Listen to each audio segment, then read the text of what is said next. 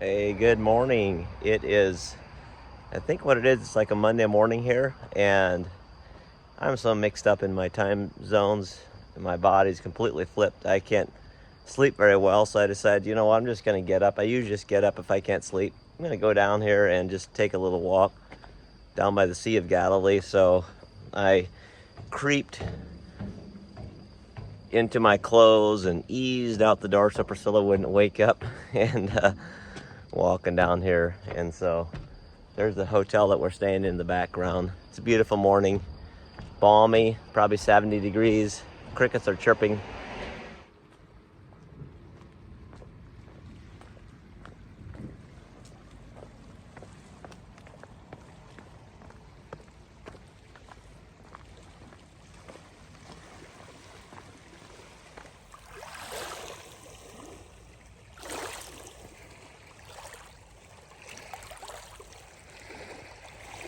I think it's like 5 o'clock in the morning, so I don't think it's starting to get daylight yet.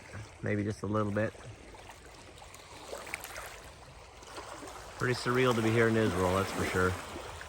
So this morning we are here in a place in the Golan Heights, and these are bunkers that were used by the Syrians before the 1967 war. This is far out.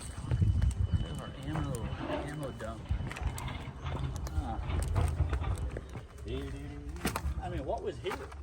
Maybe just a road pass or something. Sick, man.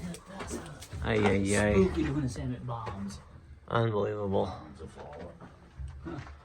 This is Wow, crazy. This thing could come down at any minute. Wow, look at that. We're driving up to the top of a mountain here on the Golan Heights.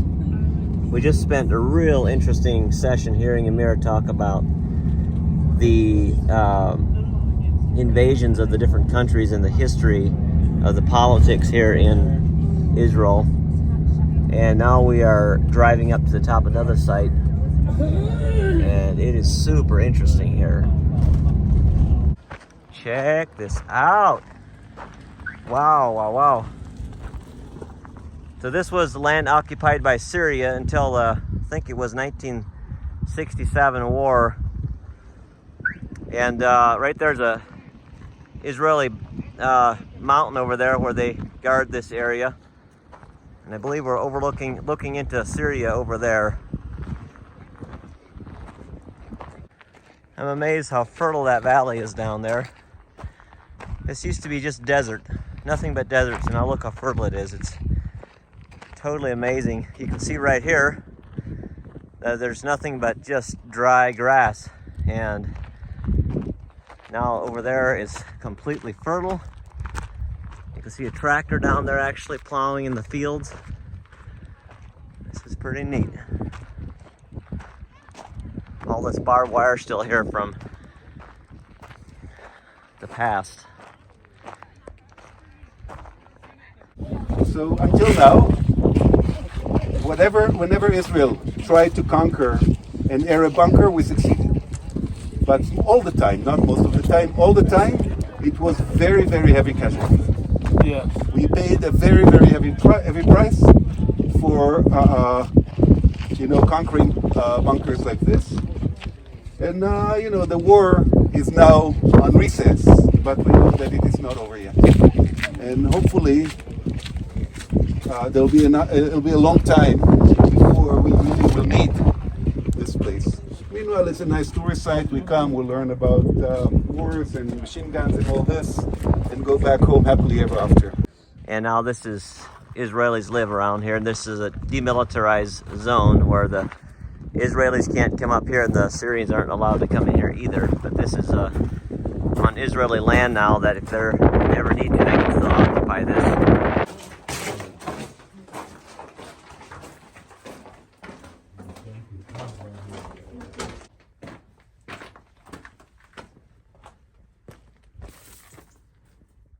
So when Pontius Pilate became governor here, there were a lot of Jews in the country, but also a lot of people who were not Jews. And he did not know the place, and he had no connections here. And so he felt that it would be wise of him to divide Herod's kingdom to 3 principalities, and he nominated 3 of Herod's sons to be governors of each of those principalities. So if you think of this country as one, from the time of Herod. Well, here we're at a place called Caesarea Philippi, and we just got done with about an hour-long talk from Amir about what happened here, and there's no way we can encapsulate it into 1 minute speech here, but kind of to take it all, I guess, wrap it up as close as we can. Basically what happened is Jesus was by the Sea of Galilee, and he said he's going to go to Jerusalem, but first he's got to stop at go to this place here, and this is way out of the way. This is 3 days north journey, actually, and out of the way to go to Jerusalem. And he wanted to bring the disciples here because this was literally this cave that you see back there that we just took a video of. That was a place where this was literally a cave, like the epitome of pagan worship, and the place where the Gentiles lived. No Jews lived in this area. And he wanted to bring the disciples here to see who would be able to hear his voice. And he asked, "Who do you say that I am?" And Peter said, Simon, actually at that time, Shimon, his name was Simon. He said, it means the one who hears. He says, well, some people say that, you're the prophets. And Simon says, you're the Son of God. Because Jesus said, who do you say that I am? Simon said, you're the Son of God. He says, Simon, I'm going to change your name to Peter. And Peter means rock. It's a Greek name because God wanted Peter to actually go bring the light to the Gentiles. That's why he brought him here. Who would hear the words of God? Shimon, Simon heard it, and God changed him to Peter, the rock, because Jesus wanted Peter to bring the light to the Gentiles. Yeah, he actually gave Peter a Roman name, right? A Greek name. A Greek name, yeah. Greek Roman name, yeah. So just to signify, that he wants him to bring. Right. And this place here, this cave that we just showed you here, it was like there was a shrine here, and this is the place where they almost like accessed the demonic realm, the pagan gods did. So that's why Jesus took him to this very closest place that he could to the demonic realm, and basically said, my kingdom will overcome the kingdom of darkness, is what he was saying. And then he told Peter, we got to go to Jerusalem. He told all the disciples, we got to go to Jerusalem. I'm going to die, and the third day I'm going to be raised again. And Peter said, no, don't do that. Don't go. We need you here. And Jesus said, get behind me, Satan. But he was actually talking to Satan. He wasn't saying Peter, calling Peter Satan, because Satan did not want Jesus to go to the cross. But we know what happened, and that's going to be the next part of our story. So this is the Jordan River. The headwaters of the Jordan come right out underneath this rock. Very clear water. And there's a whole bunch of fish down in there. Can you see them all swimming down in there? Look at that. Looks like kind of like trout or something. You see that? This is a Roman bridge from Caesarea Philippi. Still stands here 2,000 years later. So today the road goes above us. Here, 2,000 years ago, you go over the bridge over there.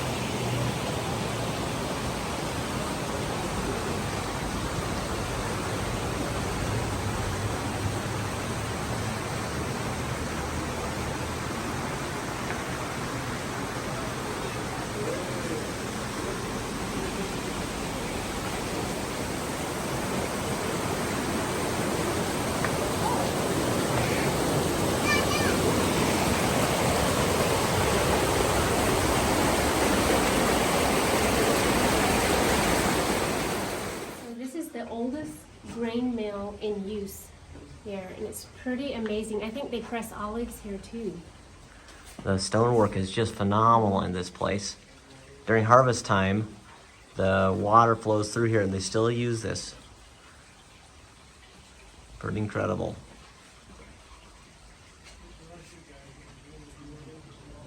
But look at the size of the stones. Look at the way how accurately they are cut. Look especially at this arch here.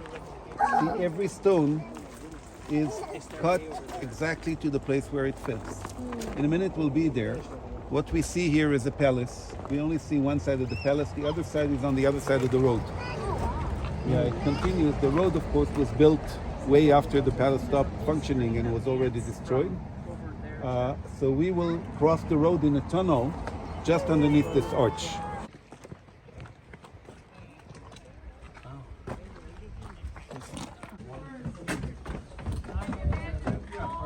Everything here they had running water inside the palace.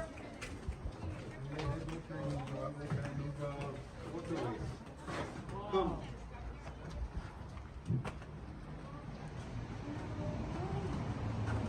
Wow, look at the intricately cut stones here. Quite amazing, quite amazing. Quite the palace, Mr. Agrippa.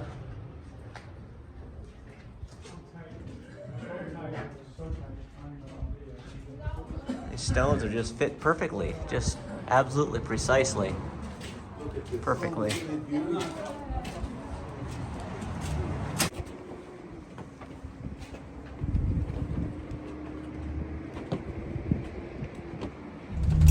I live in Kibbutz Malkiah. Later on, we will end up our tour at Kibbutz Malkiah, which is a few months that way. I will divide our time together, focusing on a couple of topics. Security and farming. Farming, security, farming, security. I'm going to jump in between those subjects, one to another. That road is Lebanon already. You see the white dirt road over there? That's Lebanon already. So right now we're going to go to the Lebanese-Israeli border and visit the soldiers, I guess. These young men are defending my home, Kibbutz Malkiah over there. Are defending Kibbutz Yiftach and other kibbutzim. Are defending the Galilee, defending the state of Israel. They're also defending the Jewish nation worldwide, and then defending the Western world. That's when I want to send you that message. Okay? And the children shall return to their own borders. It's a promise. And that promise is coming up. I'm going to show you the border later on. But I want to show you the children. And we are watching the children. This is Israel on this side, fruitful land. I'm going to turn the camera around. And this is Lebanon on this side, dry and rocks, with Hezbollah hiding over there. It's not a regular Hebrew that we use today. It's a biblical Hebrew. Okay? Baruch atah Adonai. Baruch atah Adonai. God, you are blessed. We are blessing God. Eloheinu melech haolam. Eloheinu melech haolam. Our God, the King of the universe. Boreh, Creator. Pri,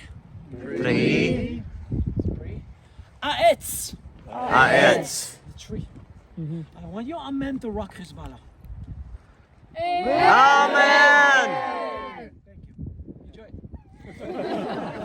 Thank you. Enjoy it. You can enjoy it. They say when you bless, your food gets even tastier. That's right. After you do the blessing. What kind is it? Pink lady. Oh, I can't get you any fresher than that, I guess. thank you. This was quite a tour.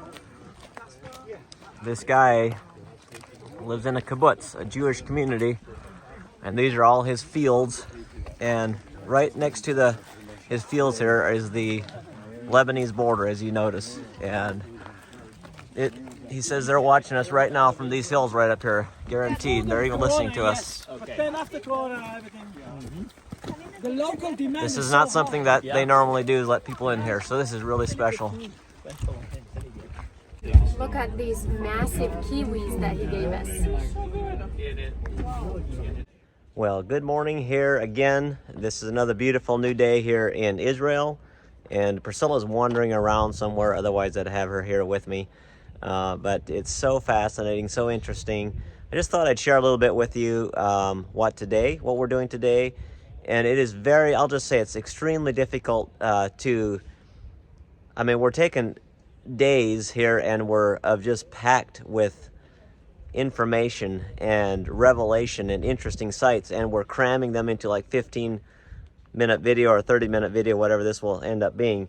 And it's very difficult to do, to kind of give you the feel of what we're doing. But I just want to show you today, this is the ancient city of Bet-Shean, if I'm saying that correctly. This is an old ancient city that they excavated out, and this was an old Roman city here. And this a very old city, very prosperous city here. So we're just looking at the ruins today, looking at some of the architecture and things that in this town here. And this was an area known in biblical times as Decapolis. That Jesus mentioned that the name of that town. And as far as we know, he was never actually in this town, but his fame spread to this town. This is south of Galilee. We drove here probably 45 minutes south of Galilee. And anyways, so when we're done with this place here, we're going to be going to the Jordan River, and some of the people are going to be baptized, that just kind of like maybe a rededication or just as a symbol of their love for Jesus. And then we're going to go to a kibbutz. A kibbutz is kind of a community farm, community place where a settlement where Jews live together in a place. And so I'm looking forward to that. They actually have they pioneered bio insects. So instead of farming with pesticides, they farm with insects to help reduce pesticides on their crop. That should be very interesting. But yeah, it's just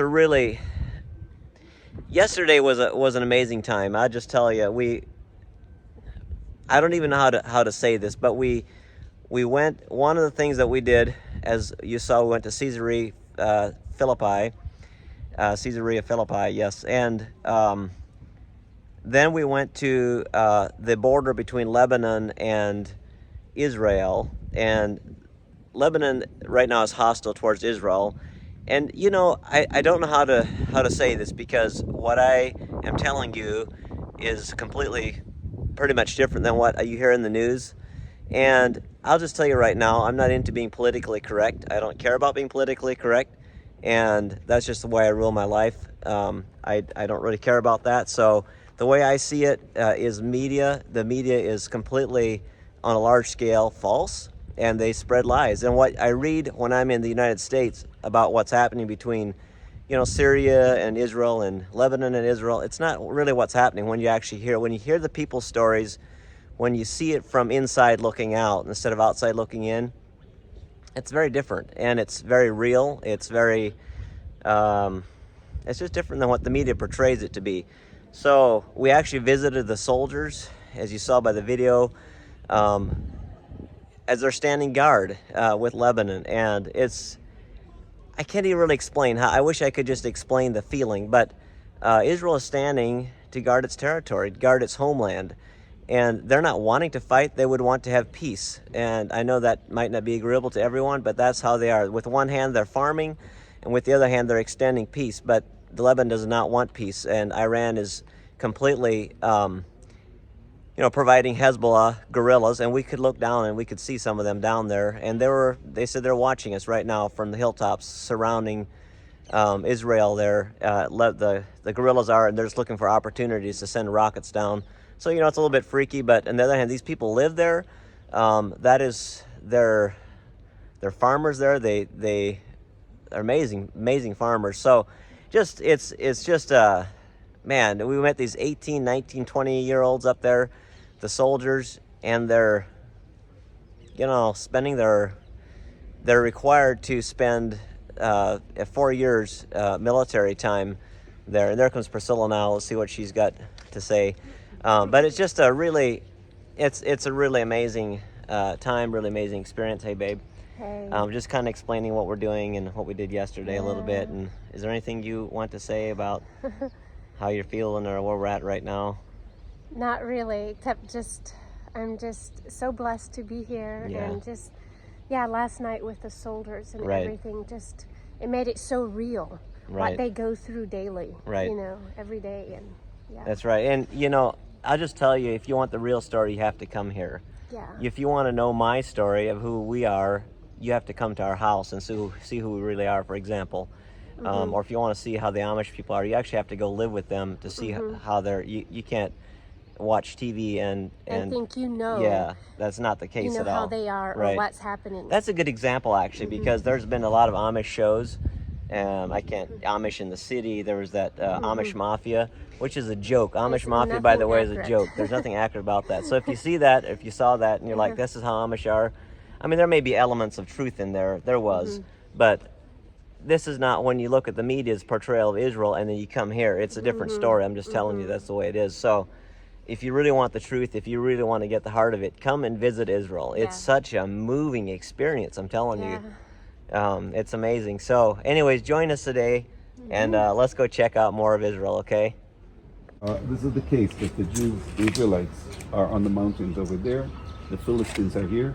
And the Philistines are always kind of like biting on the hills of of the Israelites on Mount Gilboa.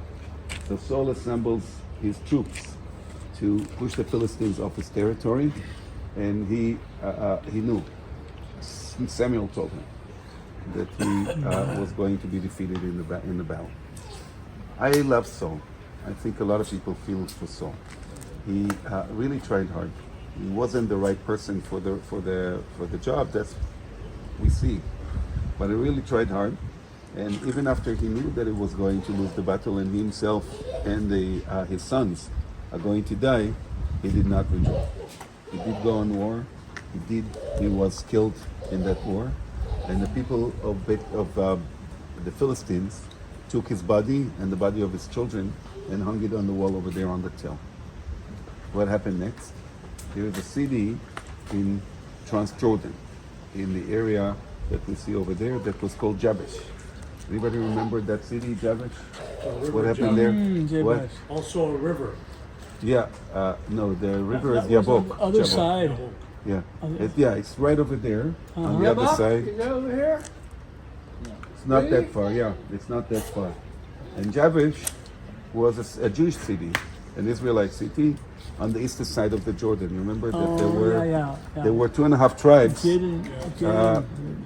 Gad, Reuben, and half of Manasseh were on that side, and they were also Israelites.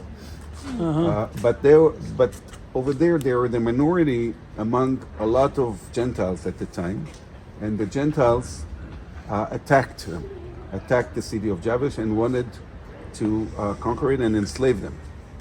So the Gentiles told the people of Jabesh, they told them, if you surrender to us, we will not kill you all, but you will have to cut your thumb and to take the right eye of each man. This is the price for not being killed by us. And the people of Jabesh asked for a few days to kind of like consider that. It's either this or your life, And they sent for Saul. This was when Saul was just at the beginning of his reign. He just started. And he didn't even have a real army yet. So he assembled an army and he went to Jabesh and he defeated the Gentiles and he saved Jabesh. So they forever were loyal to him. Now, this is already the end of Saul's reign, when he's not as powerful and he's not so successful, but they still remember. They remember the favor that he did to them, that he saved them. And when they heard that he was defeated here and the body of him and his sons are decapitated, hang over the wall of Bet-Shan, they sent at night, they took the bodies out and they brought it to burial in their city, Jabesh. So this is the story of the Old Testament story about what happened here in Bet-Shan. It's a tragic story. Here we are walking into the theater.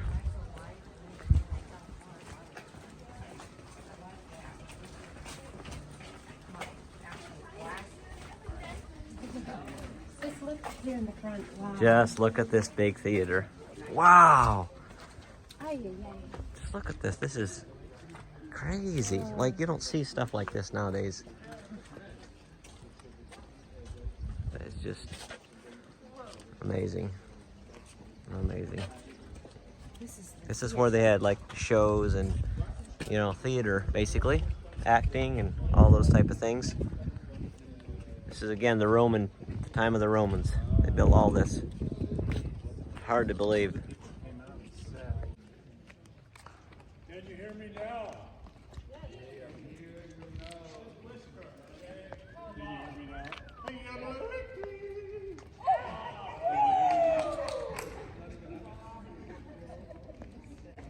Can you still hear me? Isn't that incredible? The name of the Lord is a strong tower. The righteous run into it and they are saved. The name of the Lord is a strong tower. The righteous run into it and they are saved. Blessed be the name of the Lord. Blessed be the name of the Lord. Blessed be the name of the Lord Most High. Blessed be the name of the Lord. Blessed be the name of the Lord. Blessed be the name of the Lord Most High. In this area right here is where this was a bathhouse, this whole outfit right here, and they had, this is where the slaves worked right here, and they had a fire, and they blew down through that archway down there, hot air on that, and then it heated the area in there. It ran into different pools. It's kind of just really complex system here. Just the ingenuity was amazing that the Romans had. This was their toilet system back here, and just a huge place here. Pretty amazing.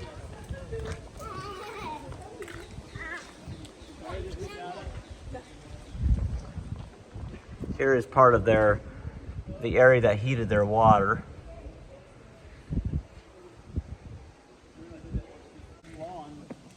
Here is the original mosaic. Basically, all this is original. So here we're walking down the street of the Roman city.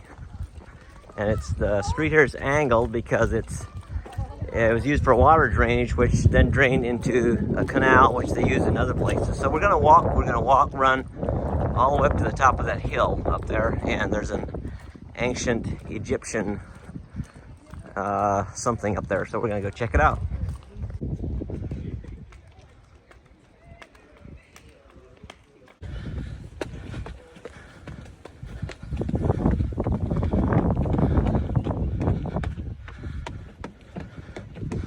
See if we can run all the way up here without stopping.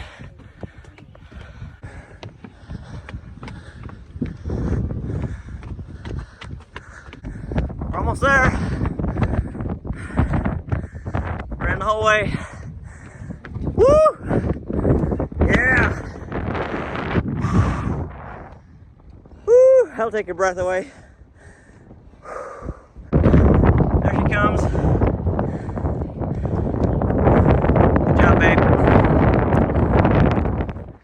So this is what they call a tell. A tell is where there was once a city, and then an invading army came in, destroyed it. Then they built another city on top of it. Somebody came in, conquered and destroyed it, built another city, etc. like that. This house served as the headquarters of the Egyptian governor. He sure had quite a view, I gotta say that.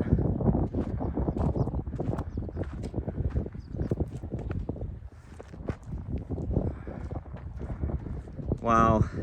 I'm kind of thinking that factory probably wasn't here yet. What did it look like? So many thousands of years ago. Wow. Amazing. So much history. So much history. Back on the bus. Yep. On to the next thing. Yep. But it's nice and warm. I don't know why I wore a long sleeve shirt, because it was cool yesterday. But it was also cool this morning Yeah. because of rain. Yeah, it rained last night. So anyways, it's really, really warm, probably 75, 80 degrees, 100 degrees in the sun, I don't know.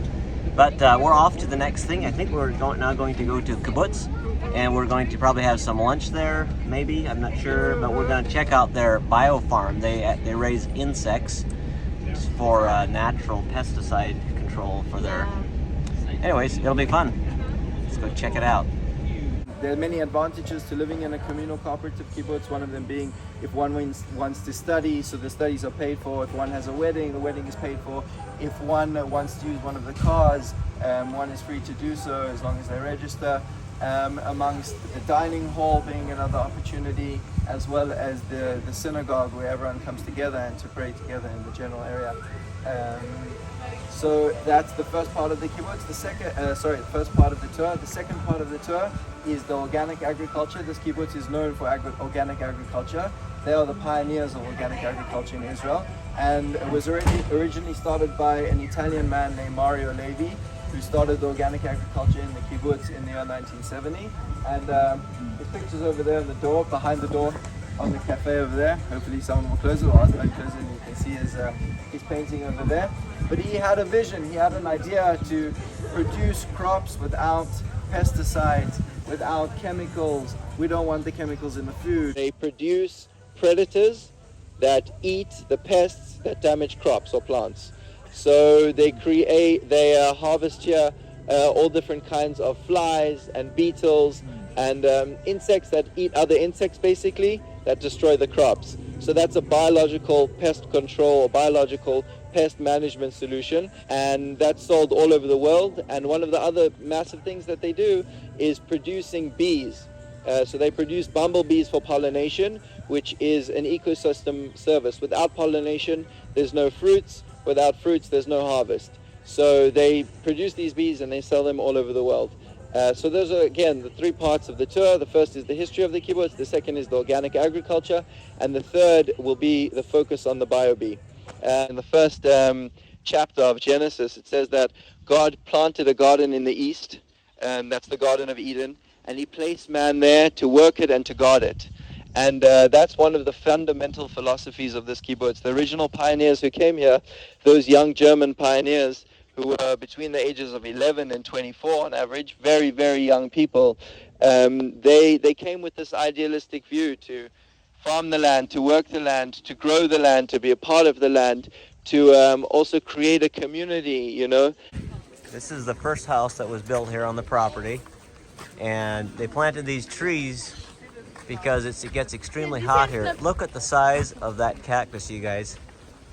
That is a huge cactus. This was swampland, so they planted these trees to help suck up the moisture of the area here. Beautiful trees, beautiful. And now Israel constitutes 70% of the world's date export to all of the world. So there's that. There's also a spice factory. There's also different kinds of greens, a big carrot industry, composting, fish, corn. Seems kind of like, you name it, we got it. Pineapples, watermelons, tomatoes. You know, so a lot of agriculture coming out of here. A lot of produce. A lot of that being exported. Most of it being exported of very high export quality. And again, I spoke about the biological pest control company, BioBee. A lot of exporting of all those predators and of the bumblebees, which are used for pollination, which we'll be speaking about more as we continue.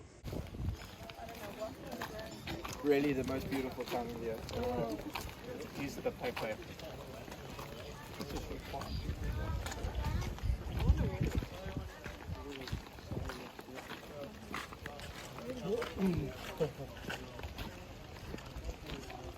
And so, if everyone can look above us there's pelicans.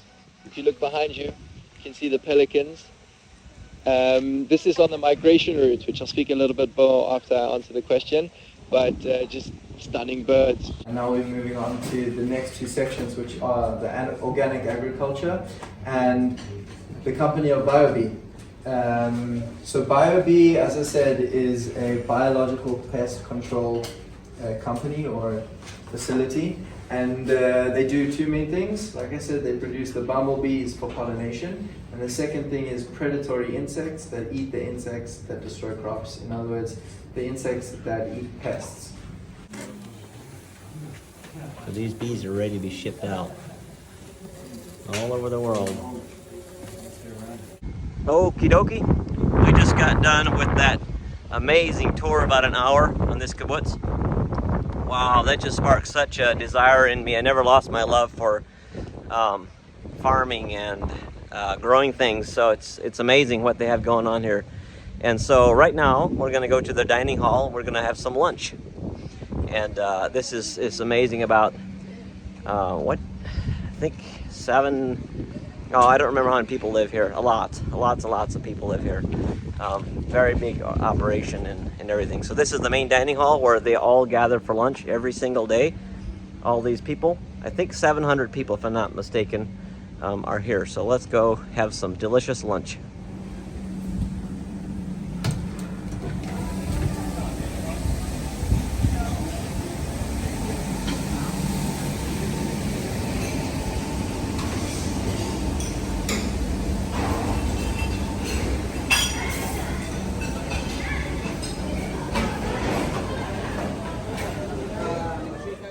Many date palms around here. Lots of trees that grow dates. And in the background there is Mount Gilboa, where the windmills are. This is where Saul and Jonathan died, up there. Check out that rainbow right over the palms. That's nice. Woo! That's pretty awesome.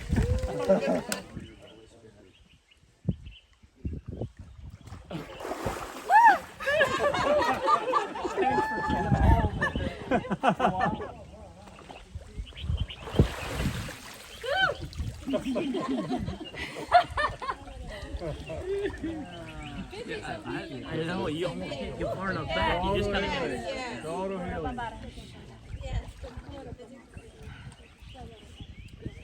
Hallelujah.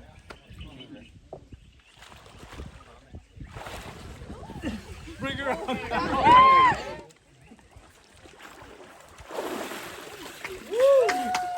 It's cold, huh? Hallelujah. And I've been baptized before, but this is completely different. I'm with my brother, Phil, and Micah, my wife, but most of all, I'm here with Jesus and God. And this is something really special. It is. It is. And so I thank you, Lord. I love you. You're my life.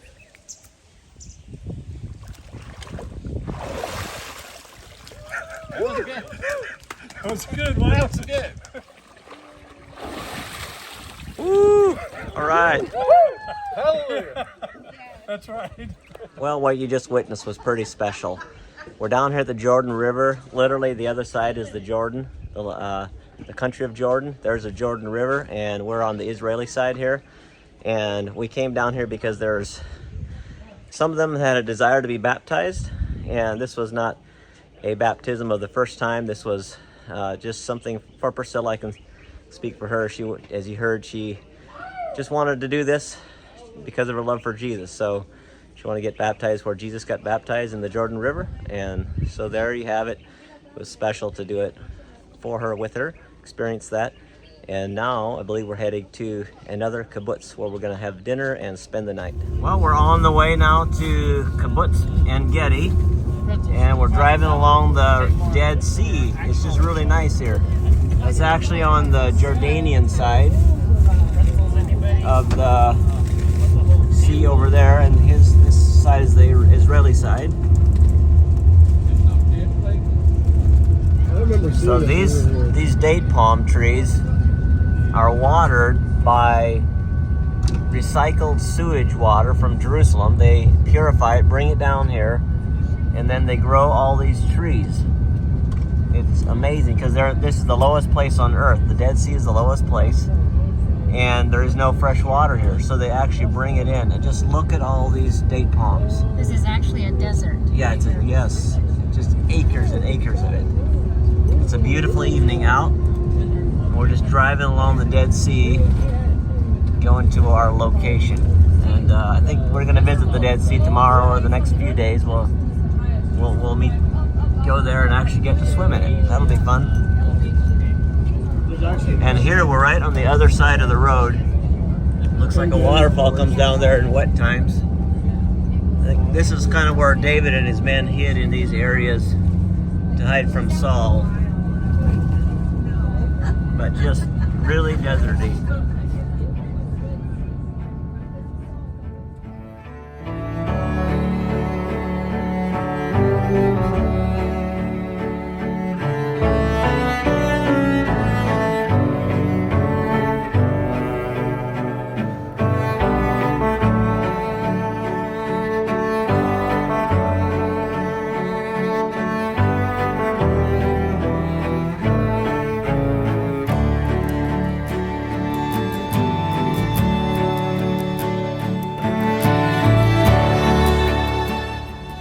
Just arrived here at the Kibbutz and Gedi, here by the Dead Sea. A look at the moon, just coming up over the horizon.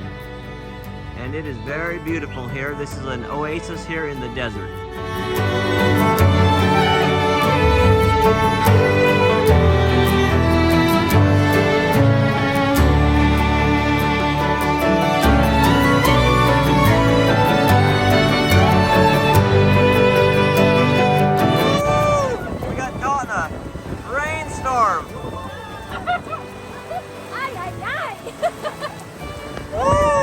Sheets of water coming down. Okay. Not much for my ego. Ay, ay, ay. Climbing the last steps. I'm shot, man. I'm so shot. Happy to be up here.